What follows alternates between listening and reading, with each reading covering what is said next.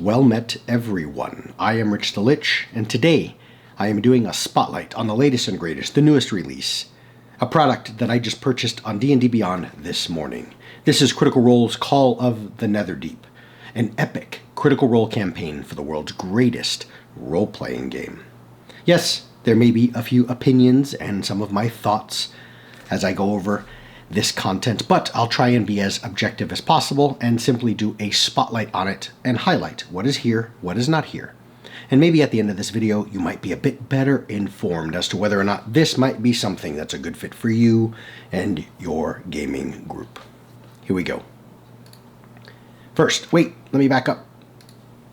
I'm doing this right here on the fly. First time I'm looking at it. In the flesh, there is the cover art. Really cool. I think those are the rivals, the bad NPCs, I guess, that the players, the heroes are going against. Cool dragon and this very otherworldly, almost extra-planar sort of vibe to the background, but really neat. Cool. As I said, this is official. 5e released, I'm assuming, and obviously in conjunction with Matt Mercer, and this does take place in the world of Critical Role, whether it's, Tal'Dorei or Xhorhas or wherever the place is, but it's an adventure, top to bottom. I believe players are expected to start somewhere around level 3, and by the end of this, at the end of Chapter 7, it should take you to about level 13. So this covers a full range, an entire campaign of stuff. So let's see if there's something worthwhile here. Introduction. Long ago, a war between gods of good and evil scoured the surface of the world of Exandria. Both the noble prime deities and the selfish betrayer gods imbued their mortal champions with supernatural gifts that granted them strength enough to challenge their divine foes. The greatest of these champions was Alexion the Apotheon, who received the blessings of the three prime deities to save the world from the apocalyptic power of the betrayer gods. Centuries later, all knowledge of this godlike hero has been lost to time, and two groups of adventurers are called upon to retrace this mythic hero's steps and free him from his timeless prison. The tale begins in lands familiar to Critical Role fans, the war-scarred wastes of Xhorhas and the glimmering oasis city of Ank'Harel, but ultimately stretches beyond the material plane to a realm of lightless despair, known as the Netherdeep. Very cool. What do we have? So, in the introduction section, you have a few snippets of introducing you to the world of Exandria, Ruidium, the rivals, right? The things that are important to sort of set the stage, if you will, for what's going on here. Now, it goes without saying, if you're a fan of Critical Role, if you're intimately familiar with this information, with the content that's here, and you're one of those that's going to purchase everything Critical Role, the spotlight, it might be fun to watch and entertaining, but you don't need my words to kind of pull you over the fence, so to speak, right? But maybe this might be something for those that, as sort of is the case with me, I know Critical Role, of course. Back in the day when they first started on Twitch, I watched a bunch of their episodes, but I'm way behind the 8 ball, if you will. And while I'm quite aware of, I know who the actual real life people are, and I know the various characters in both Season 1, Season 2, Season 3, Campaign 1, 2, and 3. That's all to say, I haven't been following, with extreme attention, everything that Critical Role does. So if you're someone like that you know about it, but you don't know a whole lot about the places, this is attempting to usher you in. And there is enough here to allow you to play in this world. But also, if you don't even know what Critical Role is, there may be some content here, simply just the monsters, things you can pull from that can help inspire you if you want to run something in your own world, or maybe somehow adapt this adventure into Forgotten Realms or Eberron or whatever it may be, right? I think you need to stick with what's here because there's a lot of content and there's a lot of depth as you sort of dive in deep to everything that Critical Role's Worlds of Exandria offers. But as all things D&D, all things Lich, you can certainly weave your own path through this content. So you have here, this adventure is set in Exandria, the world of Critical Role. Its continents include Tal'Dorei, Wildemount, Marquette, and Isilra. The adventure begins in a region of Wildmount called Zorhas and transitions to the great Marquesian oasis, city of Ank'Harel. More information about Exandria can be found in Explorer's Guide to Wildmount.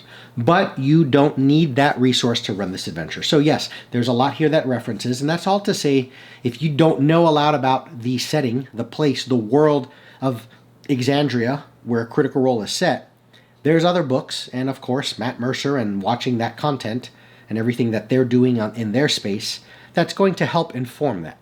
Okay? But is it necessary? What is necessary? Other than some loose guidelines and rules and a table, you don't need a whole lot for D&D. So, the following sections describe events, regions, and other elements of Exandria that are significant to this adventure. I like that it gives you these snippets. There's enough, but it doesn't need to overwhelm you with everything that Exandria offers if it doesn't apply to this adventure. So, you're going to get a snippet on the Calamity, on Zorhas, on Ank'Harel, on Kael Morro, the Netherdeep itself, and Ruidus. And then you're going to have a story overview, where, as is indicated, it's simply going to give you the gist of the story at the heart of this adventure begins long ago in an age shrouded in myth and legend, as befits an epic Critical Role tale. Here's the overview of it. I would assume by simply reading this, especially if you can read it here on screen before you've purchased anything, if you can find a little snippet of the overview of this, this could either sell you or tell you, okay, that's not the sort of story I want to run, doesn't intrigue me, and you can move on, right? Read the overview, and that'll let you know if you feel like this is going to be a good fit for your group, all right? Then it offers us this cool little running the adventure part. Call of the Netherdeep, this content, is a D&D adventure optimized for 5 characters. The player characters are the heroes of the story. This book describes the villains and monsters that the heroes must overcome and the locations they must explore to bring the adventure to a successful conclusion. Now, to run this, you do need the 5e core rule books, the PH, the Monster Manual, and the DMG, okay? And then it's going to give you this stuff in blue text, old school module format, right? This is going to handhold you. This isn't just a source book where you've got to pluck and pull and sort of pull the ingredients to create your own pot, your own stew. This has everything for you. When they go here, read this, whatever's in the blue. Okay, so it's a full adventure that'll take you from about right there. It says the characters begin the adventure at 3rd level. And it mentions right here, here's the advancement table, which is really neat the way it does this. It shows you about where they should be in level as they go through different parts. You notice when they obviously there's some spoilers, sorry. Defeat Elixion or enable him to be redeemed in Chapter 7. About that point, the PCs are going to be level 13. I've run numerous campaigns throughout all editions of D&D. I'm on my 7th or 8th consecutive full campaign in 5th edition, and my table starts at level 1 to 3. And by the time they reach sort of that last tier, the levels 13, 14, 15, that's over a year of gameplay. So you're getting, in this book, I paid $25 because I get the discount for the Legendary Bundle. You're getting an entire campaign, an entire everything. Okay, this isn't just 4 nights of gameplay and then you need to find a new adventure to run. You're getting everything here, right? That's what levels 3 through 13 are going to consist of. You have a really neat adventure structure, and it has this really cool links now, I noticed. I don't know if this is new to D&D Beyond, but Call of the Netherdeep is divided into 7 chapters, as shown in the adventure flowchart. So you get the idea of like what's going to happen, you know, kind of the arc of when might they be going into more exploration, when might they go into more social interaction, intrigue, socio-political stuff, when might it be just be a chapter or a bunch of sections of combat. And you can simply click Chapter 1, and it'll take you to what's going on in Chapter 1, Chapter 2, and so on. So this gives you the overview. And then Elixion, I think Apotheon is like the title of this character, Elixion, this hero of the past or something like that. I don't know a lot about it. Like I said, brand new. Right here, live on screen, doing it with you. But it gives you some little tips and tricks on how to roleplay this individual, right? Similar to what you would see in ways that you might want to roleplay Strahd. An integral figure, NPC, if you will, in the storyline. You want to know how to weave through that as a dungeon master, how to bring the essence of that character to the table. So it gives you this really cool part on role-playing that character. And then underwater adventuring is a thing here. It does reference and tell you to go to the PH to find those rules. But here's some things that may impact your gameplay, right? Environments that are going to come up. So here's some little cheat sheets of handling swimming and underwater visibility, complete with a table and everything. So that's really neat. Ruidium. What is this? Ruidium originates in the Netherdeep. It penetrates and grows into all things it touches. Inanimate objects that become bonded with ruidium are imbued with a sliver of the Apotheon's power. Cool. So it gives you all of that stuff. Corruption, right? It's sort of a mechanic based around this thing, which sells you on this particular content, right? That's what separates it from a Forgotten Realms, let's say, or an Eberron, is ruidium is central to the theme of this adventure, okay? And then you have some character creation stuff. Sorry, let me back up. We've got rivals. These are really important. Really cool artwork.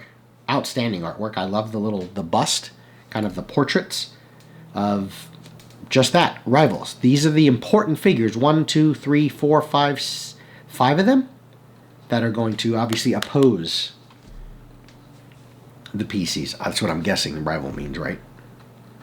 So there they are. So this is the behind the scenes info that the DM wants to read to learn their personalities, their goals, their wants, desires. Then there are stat blocks in the monster section. Okay, here's their goal. See? Cool. Then you have a section on character creation, kind of talking about all the races in the PH are good. Everything from, if you have access to it, Explorer's Guide to Wildmount's good. With your consent, a character can also receive the Hollow One, supernatural gift that's described in Explorer's Guide to Wildmount, and so on. Of course, it just kind of indicates the importance of Session 0, of hashing out ahead of time before you've started this adventure, what can players play? The DM always has full discretion. You can disregard anything that's written here, right? If you want Ganassi to be in this thing, then that's up to you, right? If you want some, what is it, Purple Dragonite or something like that from Forgotten Realms, and you want to let your player play that, then that's up to you as well, okay? But here it just kind of gives you a little bit on, here's the sort of characters that your players may want to be playing in this adventure. I do love this part. What the characters know. Remember, you may have fans, real-life players that know everything there is to know about Critical Role and the lore and the story. I like when it creates these separators, this little tidbits of information of characters begin the adventure knowing the following facts, which you can share with the players as they create their characters. Again, players may know this, but you can help them separate and say, this is what your actual character knows, the in-game stuff about the Kryn dynasty and so on. And that's it, right? So that way they don't metagame it and use outside information. I love this pronunciation guide, especially with Matt Mercer and a lot of the stuff he creates. I mean, it's pretty complex, right? So, Apotheon. And then it gives you the description. I didn't know this Elixian Apotheon thing. But Elixian is the tragic human hero who sacrificed himself to save others. Obviously integral to the story and setting up this whole thing. And then Apotheon, pronunciation, is Elixian's title, denoting his godlike powers. Cool. Now I know when you see Apotheon Elixian. What does that mean? Is that a character? Is that a person? And so on.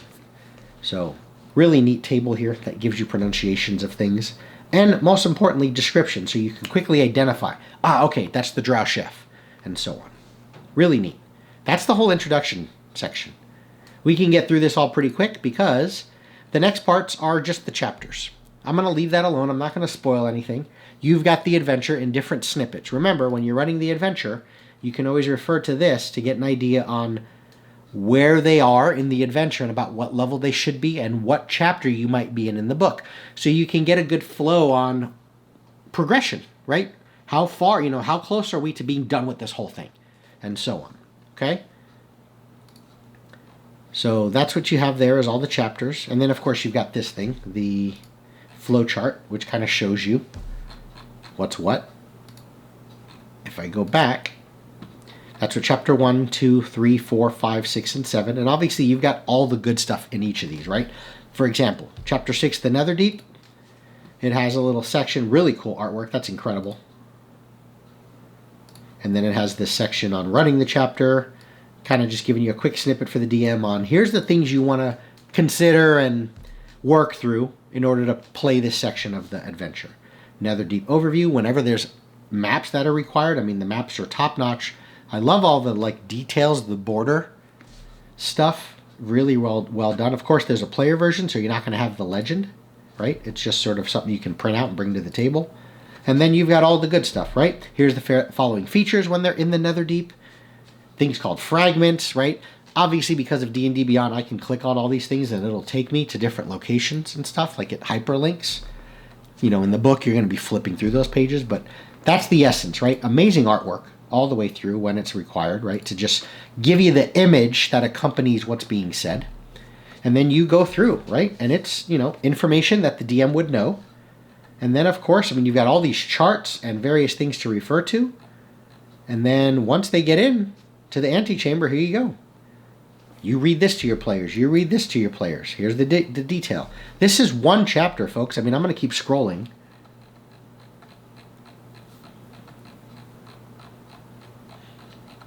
That was incredible. That art's beautiful. So there you have it, right? I mean, look at this.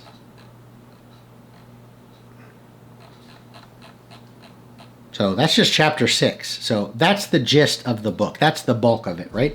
Is chapters 1 through 7. Then you have creatures. Okay, so here's all the creatures that are referenced and brought about in this book. You have adventuring rivals. One thing I like is there's tiers for those rivals, those 5 important individuals, Ao, Dermot, Galceriad, Irvin, and Maggie. Just as the characters advance in level and gain new equipment over the course of this adventure, so do the rivals increase in power. Each rival is represented by 3 stat blocks. You've got Tier 1, awesome pictures, much lower level, equivalent to about CR3 for Ao. And then you've got Tier 2, now he's about CR5. Things change, new abilities, spells and whatnot may come on board. And then Tier 3, he's now CR8, right? So as you're playing through the game, I love that the NPCs, I've said this in other videos before, I love, you want to create a living, breathing world. Create a world that moves the villains whose goals and wants and desires, their actions are happening simultaneously. If your PCs can go left or right and they only choose to go left, have everything that would have happened on the right still happen. And those things will affect, because it gives heft and weight to the decisions of your PC. The world doesn't just sort of, is not paralyzed. You know what I mean? Or the old school video game stuff where just because you're level 4 does not mean that everything in the woods that the PC's adventure in is also level 4. Right? When they leave a goblin tribe alone because they don't want to venture down that story arc and they want to go to the castle and talk to the king and go down that storyline, 5 months later, that goblin tribe or that orc tribe has been raiding and pillaging. They're growing in power. One of those big buff orcs has now become a chief. That orc tribe, that goblin tribe that was all CR1, there's a few of them now that are CR7. The PCs left them alone. They should have fought them when they were level 1.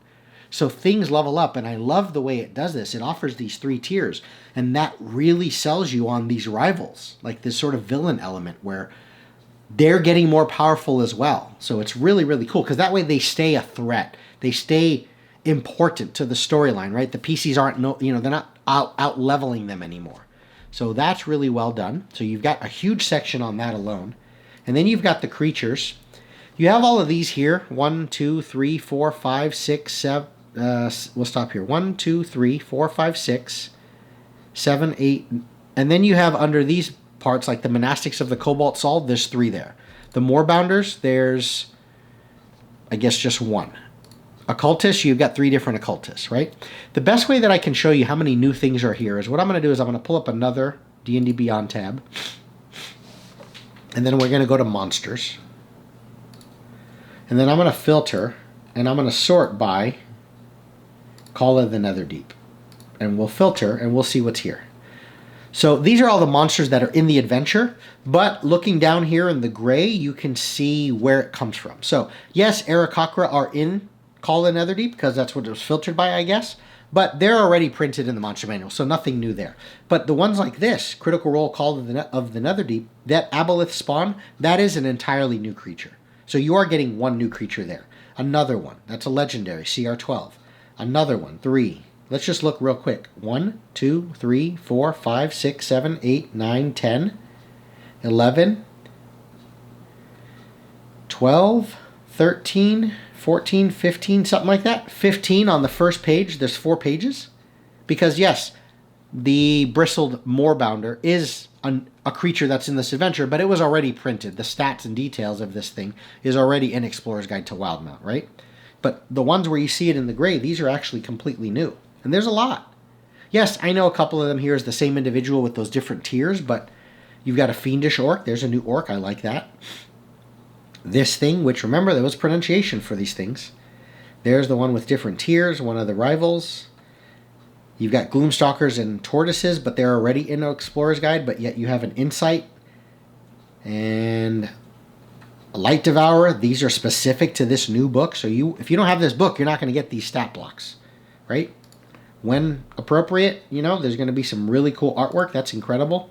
I mean, that's something that you can just show a picture of that and put that in any world. It doesn't have to be in this adventure. So you've got a lot of new monsters. Okay, I'm not going to break down the exact details, but you can see on multiple pages, if I scroll through very quickly, the ones that say Critical Role, Call of the Netherdeep, that's the book they're from.